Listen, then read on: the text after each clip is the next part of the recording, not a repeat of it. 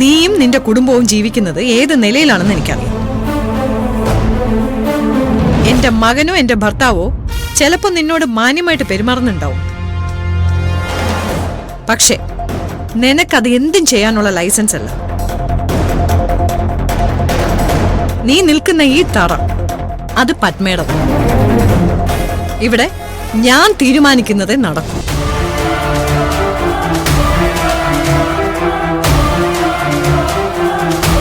സൂര്യ എന്നെ ധിക്കരിക്കുന്നത് പോലെ നീ എന്നെ ധിക്കരിക്കാൻ ശ്രമിച്ച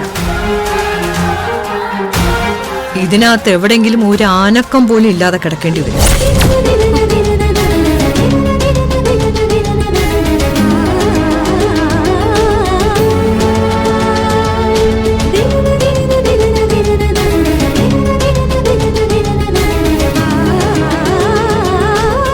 മമ്മിയെ ദേഷ്യം പിടിപ്പിക്കാൻ നോക്കണ്ട.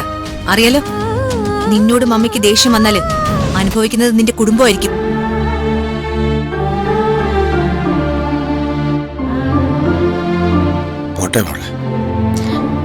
സാരമില്ല രാജേട്ടാ, ആരെങ്കിലും ഒന്ന് എന്റെ കൂടെ ചിരിച്ചാല് അതിന് പിന്നാലെ ഇതൊക്കെ ഉണ്ടാവും എനിക്കറിയാം.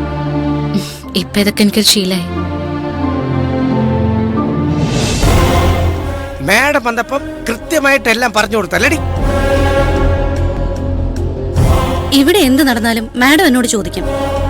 ഞാൻ മാഡത്തിന്റെ കയ്യിൽ നിന്നല്ലേ ശമ്പളം വാങ്ങിക്കുന്നത്. ഇങ്ങനെ ശമ്പളം വാങ്ങിക്കുന്നതിനേക്കാൾ നല്ലത് കെട്ടിത്തൂങ്ങി ചാവുന്നില്ലടി ശവമേ.